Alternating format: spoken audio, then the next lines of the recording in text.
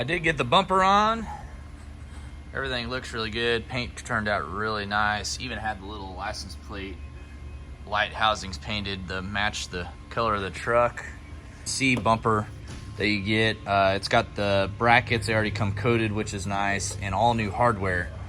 So yeah, if anyone needs a factory bumper and are worried about the way it fits, it does fit good. I actually have one of these on the 454 SS truck, and it fits great. I mean, it comes with everything. It comes with even the little license plate, screws. So props to LMC for making a pretty cool little reproduction factory part. We'll go up here. I believe we're gonna use this as the methanol tank because we have a different overflow for the radiator now that's gonna sit over here. We just tried it and it does crank. So we have all the starter wires and all that stuff working correctly. So that's good. We got a cranking engine now. Hear it crank? Yeah, let's hear it crank. Look at there. Heck yeah. Obviously we got the fuel disconnected. It's got oil in it, so and it's not a brand new motor. This was a motor out of another ZL1, so it's not hurting anything, just cranking it like that. We got the intercooler pump mounted down here. It's going to be nice and hidden because we're going to have the air intake. It's basically going to be kind of hiding over that. Our fan should be here in just a little bit. We're actually going to go with a different style of fan than what we were originally going to go with, just due to fitment. So those should be here in just a little bit. But right now Steve's just kind of getting the wiring kind of finished up here, so that way we can get the front clip the rest of the way on and just keep on trucking along. Basically, we're going to put the bed on the truck once we get all the front clip stuff out of the bed.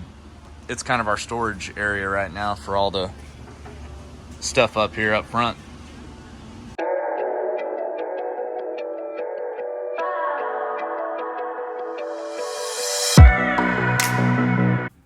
Make sure you hit the subscribe button and the bell notification to let you know whenever I post a new video. All right, if you're wondering where we mounted all the PCM and the TCM and fuel pump control module, it's all in the glove box, and then there's a cover that goes right in here, so you won't even know it's back there. There it is right there. It's gonna hide it all, but it's got the TCM right there, PCM's there, fuel pump control module's down there. So Steven with the fuse box hiding everything. It'll be back there, and then I'll have a cutout for your OBD2 port just in the in the glove box too. And your Dakota box will be in here, and the BIM module just nice. Be inside the glove box. It's like race truck stuff. Yeah. Sweet, moving right along. It fits in there tight. Yeah, it does. And I think we're gonna mount the Alky control methanol pump. It's gonna go down underneath here, so that way you won't see it once the battery and stuff's there. So that'll look really nice. We're gonna use the old coolant overflow tank as the methanol tank.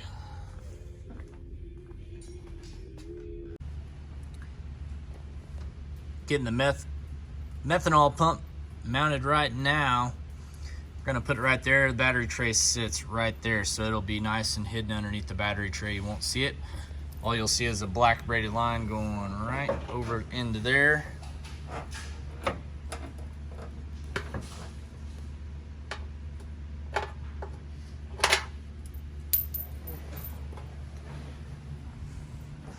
Also got one cool little mod done while Steve was working on that. Got this new built specialty wheel installed. I been looking at that, and someone commented on the last video that I needed one. I was like, shoot, that was one of the things I needed to hurry up and get in order. So went ahead and got one of those, put it in there, kind of updated the interior quite a bit. And with those Dakota digital gauges that are sitting right there, it'll all look really nice. Steven also got the wiring really cleaned up in here. I know it looks like a bunch of stuff, but he's still got a little bit to do. But got the PCMs over there, fuse box, fuel pump control module, TCM's kind of hidden back there, you can see it. And then the glove box cover will go on there, and then we actually have all the OBD2 stuff, methanol controls, and all that stuff are going to be in there. Right now we're putting the front fenders on. Steven's been doing all the wiring stuff. We'll show you all that here in just a few minutes. But I wanted to show you all what it looks like with, you know, at least one fender on right now. It's starting to come together and look like a truck again. Got this fender on. It's not bolted in place yet, but it is on. Still got the collision wrap there on the freshly powder coated wheel liner there. Everything's looking good though. We got most of the wiring done over here. All that wiring stuff that you saw scattered around the last video, we got all loomed and running over here. This is going to be covered. That's all of our relays and junction box and stuff right there. Got our meth pump mounted right down below there. Battery's going to be sitting there, so you won't see that either. Now we're getting ready to mount the cooling fans and all that good stuff up right now.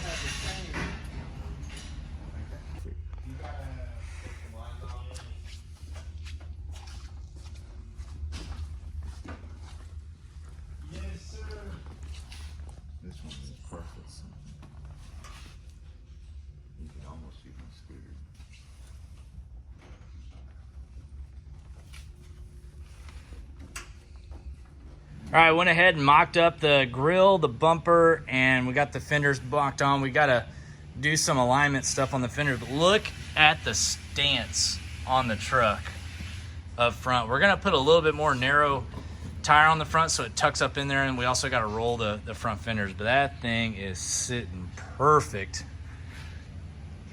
right now. Almost there, Steve. It's looking good. It's like a motivational pose right now. Yeah, I like how the grills turned out. Yeah, that thing looks incredible. Oh. Probably gonna have to raise it up just a tad. But I mean, that looks really good. Yeah, it's probably gonna even settle even more. Yeah, I'll try to get a side. Here's Harrison. Yeah. The boot. Yeah, your shoe underneath there. Good grief. We got this fender on over here. It just needs some minor adjustments. Yeah. I think with everything being off of the truck, having, you know, the frame powder coat, the core support powder coat, the heat and stuff, in and out of that, doing the wheel wells, I think it just kind of maybe tweaks some things, but it's not going to snap right back. We got everything fitting pretty dang good now, though, so all good. Got some, you know, fresh wheel well liners in there. We still got our loogie splatter on the truck from when we drove it in here. That hasn't gone nowhere, so don't worry. It's still there. Truck's gonna be fully built from the ground up with our loogie still on there. First dry, we'll go to the car wash and scrape it off. That's right. All right, Steve. So complete. tell us what you gotta do next. We need to mount the fans, so we'll have to make a mount for that. I was thinking maybe something to come across the fans and maybe mount to the core support, and then a bracket on the bottom, and then finish the wiring, all the interior, and what this nice cover will go over all the wiring and the factory, so you won't even know. For the fan, you know, fan relay and the it basically just kind of sits over there like that. So, which that's there from the factory. Yeah, you just it's like a distribution. You reused it because you can't put anything on these battery cables. No. So they put that. No. And then figure out what tank we want to use for the meth. Here, if we use a coolant. Yeah, guys, we're trying to figure out if we're just going to use the factory coolant overflow tank, because it's not going to be a coolant overflow tank anymore. We actually have another tank for it, or use the normal alky. You know, meth tank over there. That's why we wanted the fender on, to see how good it would fit here. Yeah. We will have our hood hinge brackets come out here, but. And then we got that cover right there too. Yeah. Which that's down there on the liner now. Let's see. Oh yeah, that'll fit in there. Yeah. Still be able to get the lid off. We're just figuring out how to mount it, because it's a. Other than that, make the harness for the fans, a couple more ground strap for the chassis to the frame, and from the frame to the block on the back. It's got solid motor mounts in it though, so that kind of helps the so engine we're getting grounding there. Yeah.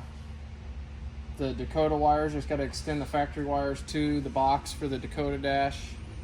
Steven, what do we have to do to fire this thing up? What's left to fire up? 2 wires. The ignition ignition power, and the brake signal, and then turn the key. So they already saw that it cranks. Yes. So we know that works. Everybody wanted to hear this thing fire up, though.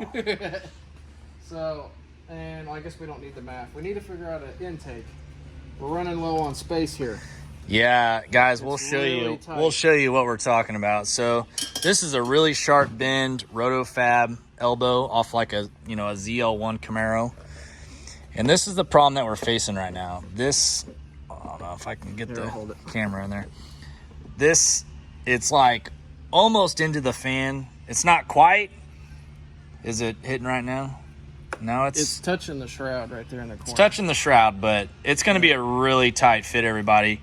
And then we got to, wind it back that way from going in the alternator. So it's nothing that we can't do, but it's just a little bit of might be the last fit. The space here, I was thinking, was going to be a little bit more than what it was. It'll be worth having this big radiator. Oh, yeah. Well, I mean, the radiator is massive. Yeah. It's basically a stock 454 SS radiator, which, if you need a bigger radiator than this where you're set up, you got issues, because that thing is enormous. I bet the truck could probably drive on a cool day without no fans. Probably not. Yeah. Especially if he had the 165 Yeah. in it. Yeah. It probably would never come on. Yeah. Yeah, just take the thermostat completely out and see what happens. Yeah, if you don't want heat. That's right. And then basically the bed's ready to go on. It's kind of our parts storage unit over there. So once we get all the front end parts on, we can put the bed on. Steven's in here getting the Alki kit mounted in there. Everything's going to be tucked in behind the glove box, so you won't see any of the wiring at all. Yeah, this will be behind. Yeah. And then I'll have your control, the BIM box, and the Dakota dash will be mounted in the glove box. Yep. In the glove box mount. Got to be mounted on that piece right there. The OBD2 port will be in there too. Yeah. It's going to be super nice. So, sitting in the truck with the hood down, you won't even know. Yeah. Yeah. Besides the gauges. But for sure. You can put the gauges on the stock motor. Nope. I think it'll be really nice. We're getting close. Yeah, we are getting close. Well, I guess I got to mount the Cordis tank still. But that's why we wanted the fender on. Oh, yeah. But, I mean, I feel like that Cordis tank's going to be a pretty easy mount. Yeah, I'll just put a nut zerd on the firewall. It should fit in there real nice. Oh yeah, that sucker's gonna Still look have your good in water there. Oh yeah. That's about it. We'll still have some space here for... Yeah, I mean, who knows what we can put over here. All the room for activities. Yeah. And guys, I'm just gonna be honest with you. Where's your AC at? Where's your AC? The fact of the matter is, there's a new accessory kit that Holly makes that mounts the AC up here. It actually looks really nice, but they're not available right now. So we just took the AC off of it for right now, but it's all still wired in. You wired it in. So that way, all we have to do when we get the new accessories is just basically hook the AC back up, put the, what do you call that damn thing? The dryer. The dryer, yeah. Yep. Put the dryer back on, and it's got AC on it. I mean, it's literally that easy. So that's why it's not on right now. It's really not a big deal until we get into summer anyways, but we're just wanting to get this truck done so that way we can take it to events coming up next month. Yeah, we won't need the AC right away. No, Can't run it on the track anyways. Yeah, it's a pickup truck. But that's why we don't have AC on right now, guys. We didn't want to cut the frame. We just talked about it, and we decided not to cut the frame. We want to leave it stock. So it'd be a few steps back to... It would be. We'd have to take the motor out, cut it, and then have it welded, and then coat it again. Yeah. And then once you did find out the drive, then we would have an ugly square hole in the frame. Exactly. So now it's still complete. Yeah, so we're just going to wait for that Holly drive to come in and mount the AC up here. It'll look nice. Everything will be black. Yeah. And that's it. Well, we will be able to put the catch can on this too. I don't know if Yeah. So the C7, that's a C7 tank from Cortez Performance. It actually has a mount for a Mighty Mouse catch can on there too, which will work perfect because we can mount the catch can right on there. Yep. So have some nice billet pieces for those valve cover ports. Yes, sir. Yeah, so these are like a quick connect deal. They go right on the factory valve cover breather, and they basically just clip in just like that. Then you can put a -10 fitting. Makes it super nice. Yeah. So we had Nemo on the dyno in the last video, and I explained that we had some issues going on with Nemo. Well, we just got Nemo in the shop and got him up on the lift. We're just kind of inspecting everything. A couple of things I want to go over on that dyno video is it made 1,100 on 20 pounds. But guys, the car was going all the way through the exhaust. We're also dynoing in second gear on the Turbo 400, not the third gear 1-to-1 gear, just due to the 285 gear in this car. Justin didn't want to run his dyno up to 190 mile an hour each time, just while we were doing pulls. So that was another thing that was holding us back. But guys are saying it should pick up 150 horse to the tire just by undoing the exhaust. And I'm going to show you exactly how much exhaust is on this car right now. So we got Nemo here. This is the exhaust on Nemo. The turbos are actually mounted down below here. It's got comp air-cooled turbos, and it's got, I don't know, about 20 inches, 25 inches of pipe, and then it goes into the exhaust, and then we go all the way down here, over through the axle, and that's where the exhaust was actually exiting out of. Those two pipes right there. So that's gonna kill the horsepower because those little turbos are trying to just make as much as they can, and any restriction is going to cause an issue. So what we're gonna do, we're just gonna undo it right here and then put turn downs on each side, and that's gonna be our exhaust. It's made to go through the stock. And it really didn't sound much quieter with these open when we first started it up. I mean, moved the sound to the back. It really did, yeah. So the car will not really be any louder. Another problem, it was going straight back and it actually blew this black valence like off. Yeah, this must have been when you were driving it over the weekend. Yeah, like chipped the paint and everything. We'll get that back clipped in. Yeah. That's bad news bears right there, people. A lot of thrust. Yeah, no kidding. So, yeah, I didn't even notice that until the other day. It wasn't like that whenever I was cleaning it on Saturday. So, I think it happened on the dyno, honestly. Yeah. Because, I mean, that was when we were making all the power. Mm-hmm. So, Steve's going to get the transmission pulled tomorrow, and we'll get this torque converter out. We're obviously going to start the car up and make sure that it is a torque converter issue. It's basically just making a knocking noise, but it's coming from like right here. The engine seems like it's running just fine. So we just want to make sure we'll disconnect the torque converter from the flex plate, start the car up, and make sure the noise is gone. If it's gone, then we know it's something right here. And the transmission fluid still looks brand new, so I don't think it's anything in the trans. Is it probably a torque converter or the pump broke? Probably a torque converter, yeah, would be my guess. So if it was a pump, I don't think it would drive. Oh yeah, because you wouldn't have line pressure. Yep. Okay. So it seems to drive all right. So probably just something in the torque converter. No big deal. Circle D, obviously those guys stand behind their product very well. They're actually getting me one out right now, and so that way we can swap it out. And it's even got some even more goodies that they just came out with. He's going to put in there for us. Yeah. So props to Circle D for taking care of us. So yeah. Other than that, survived the dyno. Other than that, it's surviving. That'll do it for today's video. I hope y'all enjoyed the truck build. We're gonna have more coming at you, probably video posted up Friday evening, Friday night sometime. And it should be a video with the truck actually running, fired up, ready to go. And then next week we'll have some videos of it probably driving out on the street. So I'm pretty excited. We are leaving for Bradenton, Florida next Tuesday for Streetcar Takeover and a very special event at the Freedom Factory Thursday night. So if you're going to that event, we're going to announce it tomorrow, but you want to be there for that. It's going to be the first public event at the Freedom Factory. That'll do it, though. You know the deal. We'll see you later.